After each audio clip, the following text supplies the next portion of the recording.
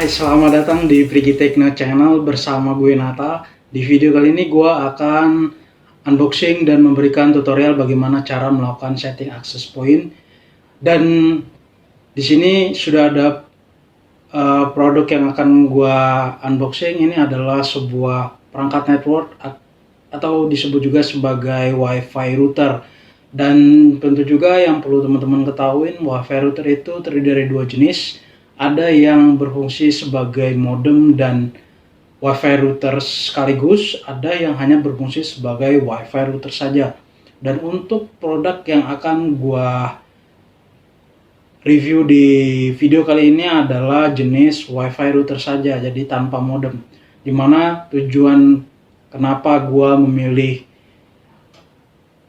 jenis ini adalah karena harganya yang relatif murah, itu sekitar 150 ribuan gue beli, ya kira-kira kisaran di bawah 200 ya. Kemudian juga sebelumnya gue udah punya modem dan modem gue masih bagus, dan gue memutuskan untuk tetap menggunakan modem itu, dan gue memilih menggunakan WiFi router ini untuk perpanjangan koneksi internet dari modem gue itu. Dan juga selain itu juga gue akan memberikan tutorial ke teman-teman semua bagaimana menyeting WiFi router ini sebagai access point dengan koneksi internetnya diambil dari modem yang udah gue miliki sebelumnya. Jadi ini fungsinya hanya sebagai WiFi router aja ya, dia bukan sekaligus modem. Ini langsung gue buka aja.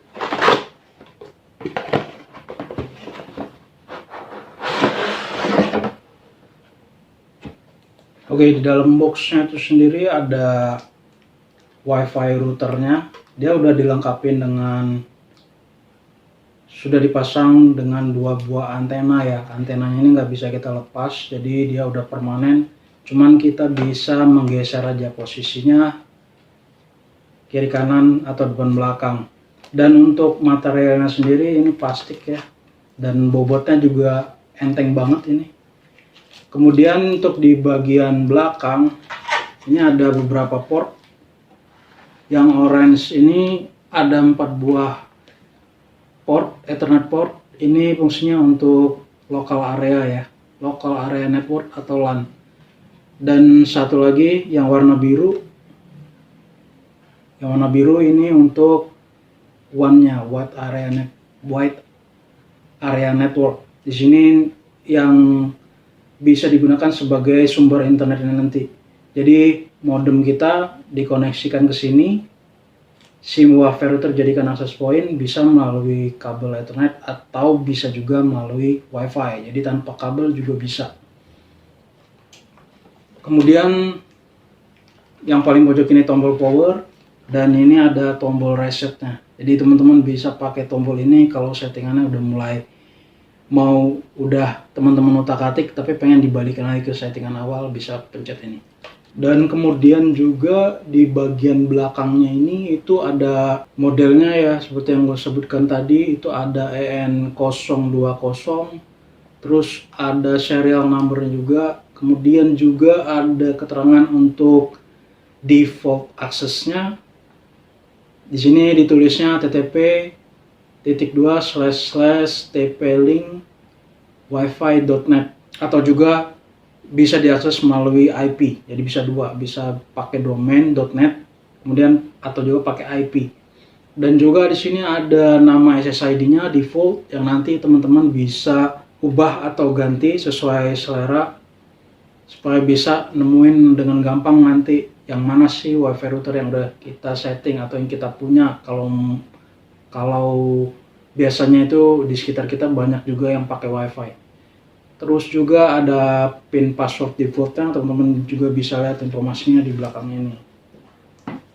Kemudian ini ada dapat juga kartu garansinya resmi dari TP-Linknya sendiri. Dan ini ada manual panduan penggunaan ya, secara default bagaimana awal untuk mengakses dashboard dari si WiFi router ini. Kemudian juga bagaimana kita melakukan koneksi, baik itu dengan kabel ataupun dengan menggunakan WiFi. Kemudian ini juga adapternya untuk powernya sendiri yang nanti dicolokin di belakang. Terus yang terakhir itu kita dapat satu kabel Ethernet yang dengan colokannya itu atau portnya tuh RJ45. Jadi teman-teman untuk nyeting bisa pakai ini atau bisa langsung connect ke WiFi. Jadi punya dua pilihan. Sekarang gue akan berikan panduan ke teman-teman bagaimana cara setting si WiFi router ini agar bisa menjadi access point. Oke, sekarang WiFi routernya ini udah gua colokin untuk powernya. Ini yang sebelah yang warna hitam ini untuk power. Kemudian satu kabel netport dengan port RJ45 tadi yang kita udah dapat gratis waktu pembelian WiFi routernya. Ini gue colokin ke port yang warna orange. Ini untuk local area network atau LAN-nya, yang kemudian akan gue hubungkan langsung ke laptop gue. Tujuannya adalah agar gue bisa masuk ke mode admin atau dashboard dari si WiFi router ini untuk bisa melakukan konfigurasi access point-nya. Nah, untuk masuk ke dalam dashboard si WiFi router ini teman-teman punya dua pilihan, bisa lewat WiFi atau bisa melalui kabel. Tapi untuk setting access point kali ini gue sarankan teman-teman menggunakan kabel, karena saat sudah melakukan settingan nantinya dan kita akan melakukan restart, itu untuk masuk ke mode adminnya dan nantinya memilih mode mana yang akan dilakukan access point, itu WiFi-nya tidak akan terdeteksi, sehingga kita mau tidak mau dari awal itu sebaiknya langsung menggunakan kabel agar kita tidak repot nantinya. Oke, langsung aja ini gua share screen gua di layar video ini, jadi teman-teman bisa langsung lihat bagaimana cara melakukan settingnya. Oke, pertama teman-teman buka dulu browser internetnya. Di sini gua kasih contoh, gue pakai Google Chrome. Kemudian juga seperti yang ada di manual ini, itu untuk login kita bisa pakai IP atau melalui domain. Di sini kalau IP kita pakai 192.168.0.1, dan kalau menggunakan domain itu tp-link wifi.net. Di sini gua cobanya pakai domain aja. Tapi kalau teman-teman pakai IP juga bisa. Oke, ini untuk tampilan awalnya. Jadi saat pertama kali itu teman-teman akan diminta memasukkan password baru. Di contoh ini gue akan pakai mode password yang low ya, karena di sini dia akan mendeteksi apakah password yang kita masukkan itu kategori low, middle, atau high. Di sini gue pakai password yang simple aja karena untuk contoh. Misalkan gue pakai password admin. Kemudian klik Let's Get Started.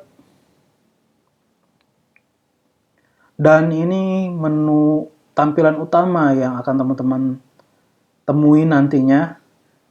Tapi teman-teman langsung pilih aja, masuk ke menu Advance.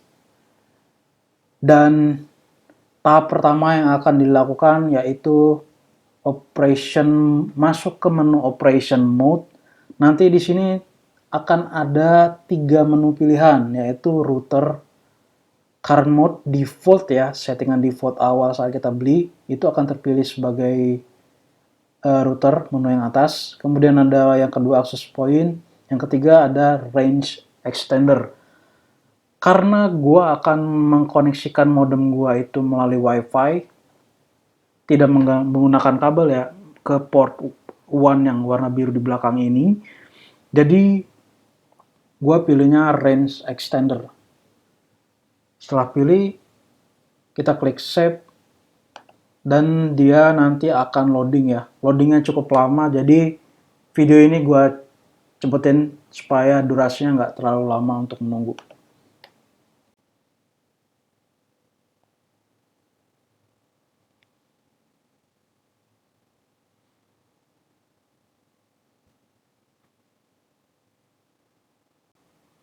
Oke, untuk restartnya udah selesai. Sekarang kita akan dibawa lagi ke halaman utama, halaman login. Jadi kita masukin lagi password yang awal tadi udah didaftarin sebelumnya. Gue pakai password admin, sekarang gue login. Oke, di sini kita akan ditampilkan sebuah network map. Ini semacam penjelasan untuk flow-nya ya yang akan kita pakai nantinya. Di sini ada indikasi untuk internet, di mana di sini masih ada tanda silang, artinya karena kita baru merubah operation mode-nya aja, tapi kita belum men-setting sumber internet mana yang dijadikan sebagai access point. Jadi ini masih tanda silang. Kemudian di sini WiFi routernya kita, kemudian ini kliennya.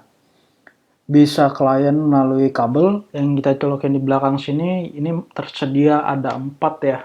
Tapi kalau ternyata perangkat yang menggunakan kabel lebih dari 4, kita udah harus tambah lagi satu perangkat switch. Dan di sini juga untuk koneksi ada beberapa perangkat yang terkoneksi. Jadi kita bisa mendeteksi ada beberapa perangkat, baik itu kabel, ada berapa yang connect, ada maupun melalui wireless ada berapa yang connect, kita bisa cek di sini. Oke, selanjutnya yang kita lakukan untuk setting access point-nya itu kita masuk ke menu wireless, kemudian teman-teman klik connect to network. Oke, di sini ada tombol scan. Teman-teman klik aja. Kita tunggu sebentar. Nanti si WiFi routernya ini akan menampilkan semua WiFi yang ada di sekitarnya. Nah, seperti contoh ini dari hasil scan itu kita dapat ada 8 buah WiFi di lingkungan sini ya. Kemudian juga dengan sinyal yang berbeda-beda. Artinya kalau kekuatan sinyal semakin besar seperti 73, ini artinya posisinya itu semakin dekat. Nah, ini untuk modem yang gue pakai, nama modemnya XSS, ini udah gue setting sebelumnya. Ini modem gue, jadi gue pilih aja. Di sini ada tombol connect-nya, kita klik.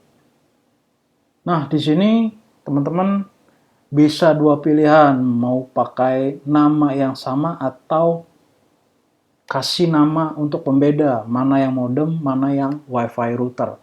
Di sini gue tambahin belakangnya, depannya sama, gue pakai XSS, nama modem gue, kemudian gue tambah extender. Jadi gue tahu nanti saat terdeteksi dua WiFi yang sama, itu gue bisa bedain. Kalau yang ada extender, oh ini berarti adalah koneksi internet yang bisa gue ambil dari WiFi router yang udah gue setting. Terus kita masukin password modem kita. Terus kita klik save. Kita tunggu loading proses untuk pendaftarannya. Oke, dan sekarang udah terdaftar. Dan gue coba untuk restart ya. Di sini ada menu kanan atas, ini ada tombol restart.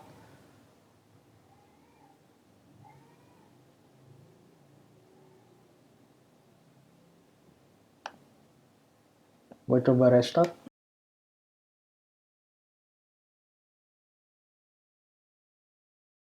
Oke, dan sekarang settingannya tadi udah selesai dilakukan, dan sekarang tinggal gue mau ngecek apakah internetnya sudah bisa digunakan atau belum. Untuk sebelumnya, untuk kabel Ethernetnya gue cabut dulu dari laptop gue, dan dari wifi routernya udah gue lepasin juga.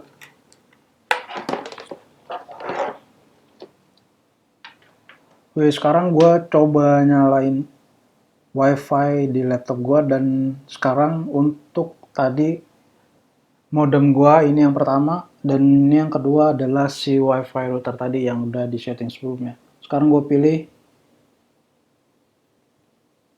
masuk ke nama dari SSID wifi routernya, terus gue akan masukin lagi passwordnya. Passwordnya itu dia akan sama ya dengan modem kita, jadi passwordnya kita cuman bisa mengubah nama dari wifi-nya aja, kemudian untuk passwordnya itu dia akan mengikuti dari modem yang kita gunakan.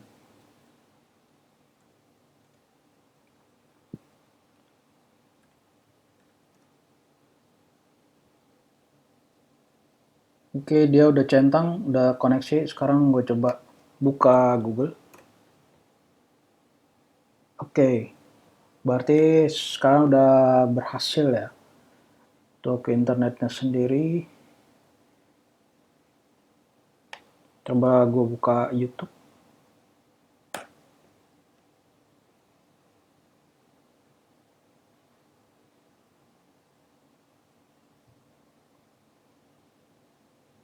Oke, semua udah koneksi lancar. Dan sekian video dari gua, dan jika bermanfaat teman-teman bisa like, bisa juga berkomentar jika ada pertanyaan hal lainnya, ataupun juga ada dari teman-teman yang udah punya pengalaman menggunakan wifi router dari TP-Link ini, bisa juga ceritakan pengalamannya di komentar. Dan jangan lupa juga untuk bisa di subscribe. Dan sekian video dari gua, sampai jumpa di video gua selanjutnya.